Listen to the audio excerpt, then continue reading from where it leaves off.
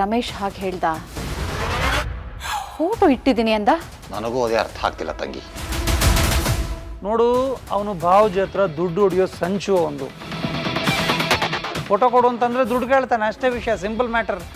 ಏನಿಲ್ಲ, ನೀನು ಸುಮ್ಮನೆ ಇರು, ಆರಾಮಾಗಿರು. ಅಣ್ಣ, ನಿನ್ನ ಮಾತನ್ನ ನಂಬಬಹುದಾ? ನಂಬು, ನಿಂಗೆ ಇಂಬು ಸಿಗುತ್ತೆ.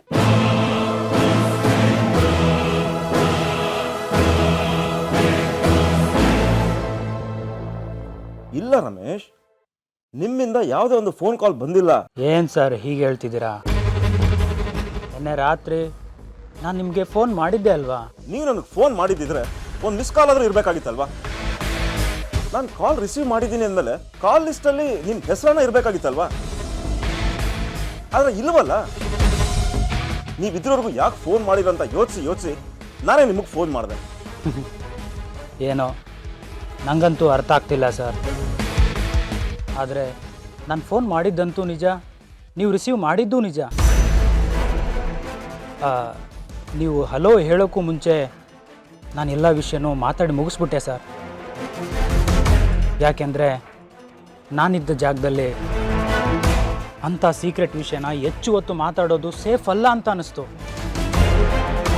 ಆದರೆ ನಿಮ್ಮಿಂದ ನನಗೆ ಯಾವ ಪ್ರತಿಕ್ರಿಯೆನೂ ಬರಲೇ ಇಲ್ಲ ಸರ್. ನಿಮ್ಮ ಮಾತಿನ ಅರ್ಥ ಏನು?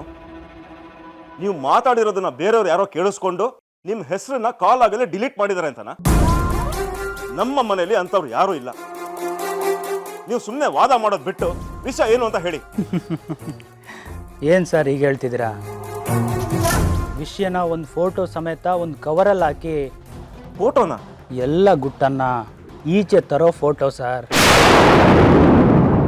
ಕಾಲದ ತೊಟ್ಟಿಂದ ಸತ್ಯನ ಕಳಚಿ ಬೀಳಿಸೋ ಫೋಟೋ ಸರ್.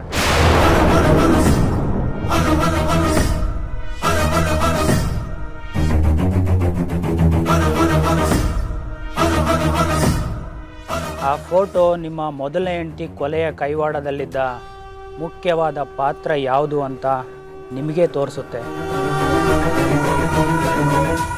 ಆದಷ್ಟು ಬೇಗ ಅದನ್ನು ನೋಡಿ ನನಗೆ ಫೋನ್ ಮಾಡಿ ಸರ್.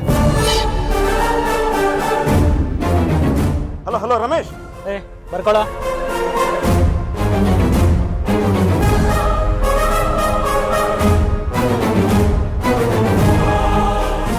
ಸುಧಾ, ನೀನೇನು ಯೋಚನೆ ಮಾಡಬೇಡ.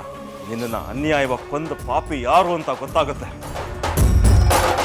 ಅವ್ರಿಗೆ ನಾನು ಏನು ಅನ್ನೋದನ್ನ ತೋರಿಸ್ತೀನಿ.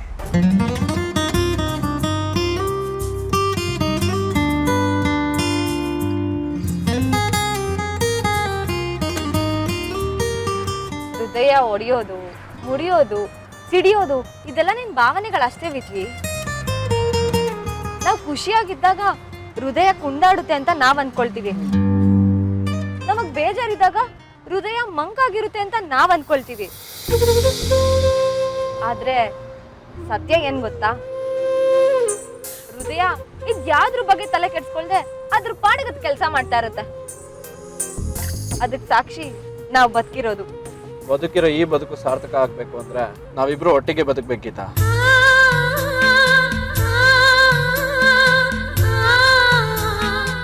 ಭಾವನೆಗಳಿಗೂ ಹೃದಯಕ್ಕೂ ಸಂಬಂಧ ಇಲ್ಲ ಅನ್ನೋದಾಗಿದ್ದಿದ್ರೆ ಶಾಕಿಂಗ್ ನ್ಯೂಸ್ ಕೇಳಿದ ತಕ್ಷಣ ಯಾರಿಗೂ ಹಾರ್ಟ್ ಅಟ್ಯಾಕ್ ಆಗ್ತಿರ್ಲಿಲ್ಲ.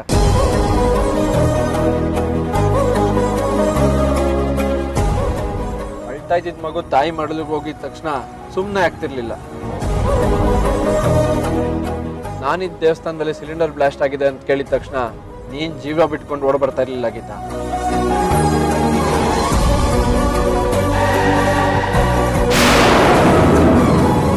ಕಾರ್ ಯಾಕೆ ನಿಲ್ಸ್ದೆ? ಕಾಲೇಜ್ ಬಂತು ಯಜಮಾನ್ರೆ. ಅಲ್ಲಲ್ಲ, ಕಾಲೇಜ್ ಬಂದು ವಿಜಿ.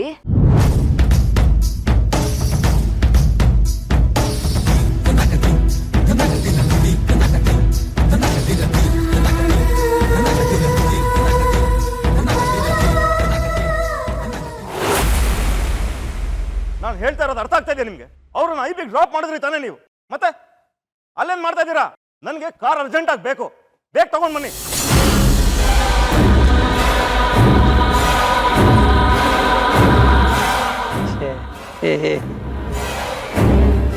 ಪಾಪಲ್ಲ ಬಾಜಿ.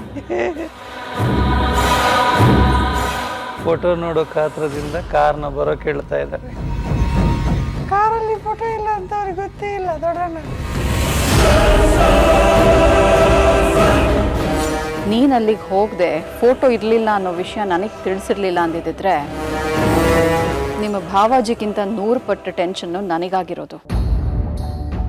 ಆದರೂ ರಾತ್ರಿ ಕಳೆದು ಬೆಳಗಾಗೋ ತನಕ ಇವನು ಪತ್ತೆ ಇಲ್ಲದೆ ನಮಗೊಳ್ಳೆ ಟೆನ್ಷನ್ ಕೊಟ್ಬಿಟ್ಟ ಅಲ್ವಾ ತಂಗಿ?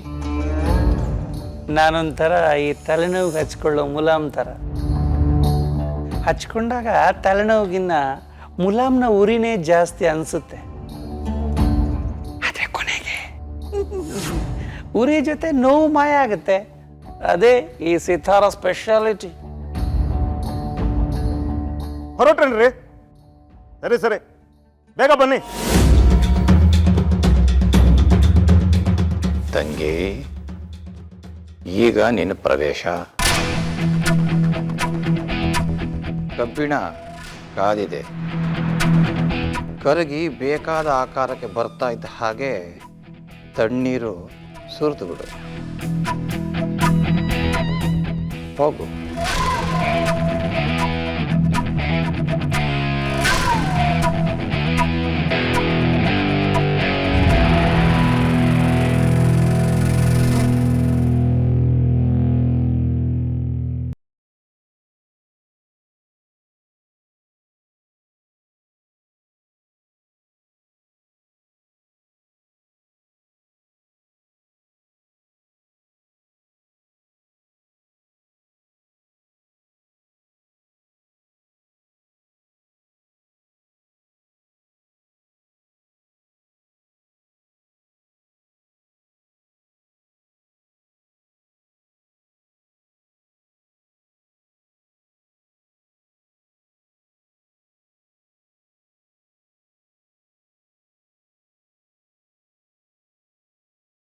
ಯಾರವನು? ರಮೇಶ್. ಅವನೇನಾದರೂ ಮತ್ತೆ ಫೋನ್ ಮಾಡಿ ನಿಮ್ಮ ತಲೆ ತಿನ್ನ? ಅವನು ಈ ಸಲ ಸಾಕ್ಷಿನ ಕೊಡ್ತಾ ಇದ್ದಾನೆ ಭಾನು. ಫೋಟೋನಿಗಿಲ್ಲ, ಈ ಗಿಟೋನಿಲ್ಲ. ರಮೇಶ ಪೆಕರ್ ನನ್ನ ಮಗ, ಅವನು ಬುದ್ಧಿ ಇಲ್ಲ ಅವನಿಗೆ.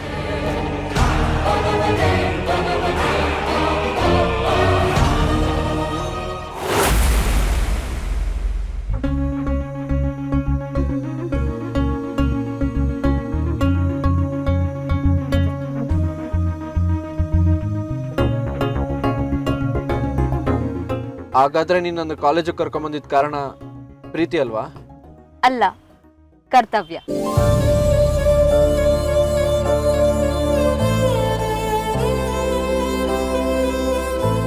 ಮತ್ತೆ ನನಗೆ ಟ್ಯಾಬ್ಲೆಟ್ ಕೊಡಬೇಕು ಅಂತ ರಾತ್ರಿ 2 ಗಂಟೆವರೆಗೂ ಎದ್ದೇ ಇರ್ತಿದ್ದು? ಅದು ಜವಾಬ್ದಾರಿ.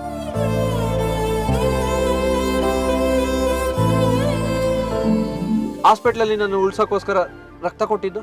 ಮಾನವೀಯತೆ.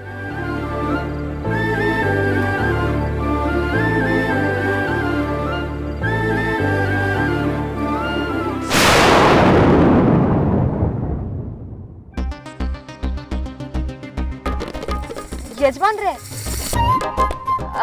ವಿಜಿ ಕಾಲೇಜ್ ಬಂತು, ಇಳಿತೀರಾ ಸರ್? ಗೊತ್ತಾಯ್ತು ಬಿಡಿ, ನಿಮ್ ಸೇವೆ ಎಲ್ಲ ನಾವೇ ಮಾಡ್ಬೇಕು ಅಲ್ವಾ?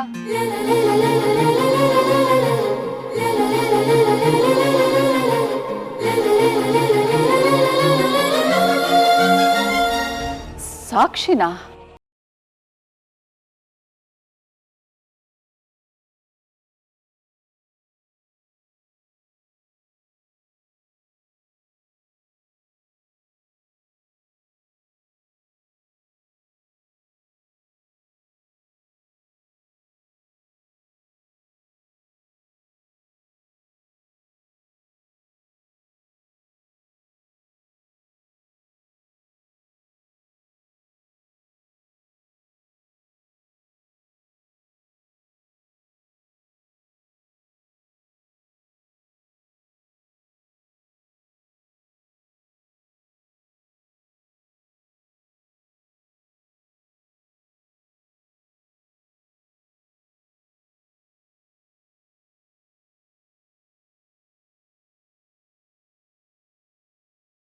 ನನಗೆ ಅರ್ಥ ಆಗುತ್ತೆ.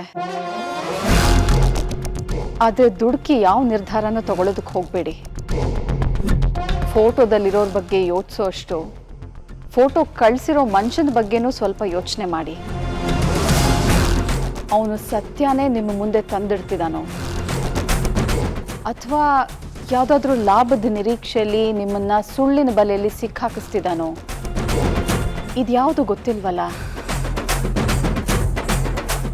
ಯಾವುದಕ್ಕೂ ಸರಿಯಾಗಿ ಯೋಚನೆ ಮಾಡಿ ನಿರ್ಧಾರ ತಗೊಳ್ಳಿ.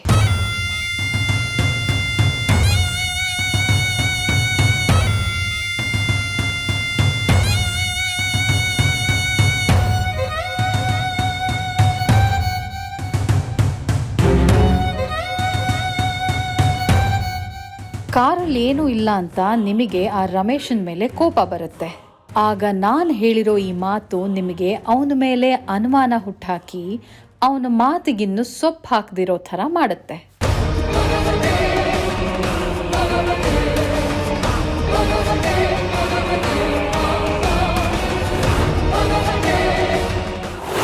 ಸುಮ್ಮನೆ ಕೊಡಿ. ಲೋ ಅದು ವಿಜಿ ಕಾರ್ತಾನೆ. ಹೇ ಹೌದು ಕಣೋ, ವಿಜಿಕಾರ. ಲೋ ಮತ್ತಾಕ್ ನಿಂತಿದ್ದೀರ, ನಡೀರೋ. ಬಾರ ಬಾರ. ವಿಜಿ ಬಾ. ಇದಕ್ಕೇನಂತ ಹೆಸರು? ಮಾನವೀಯತನ, ಜವಾಬ್ದಾರಿನ, ಕರ್ತವ್ಯನ.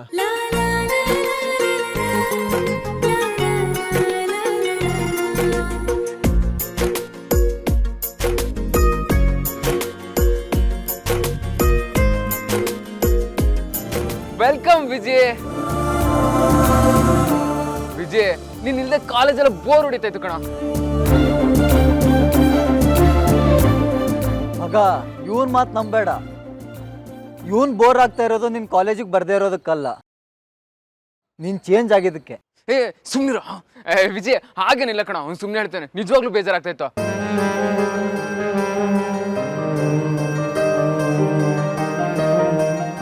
ಲವ್ ಅದೆಲ್ಲ ಬಿಡ್ರೋ. ವಿಜಿ, ಇವಾಗ ಹೇಗಿದ್ಯೋ? ಹುಷಾರಾಗಿದ್ಯಾ ತಾನೆ? ಆದ್ರೂ ವಿಜಿ, ನೀನು ಗೀತಾ ಕಾರಲ್ಲಿ ಒಟ್ಟಿಗೆ ಬಂದಿದ್ದೆ ನೋಡಿ, ತುಂಬಾ ಖುಷಿ ಆಯ್ತು.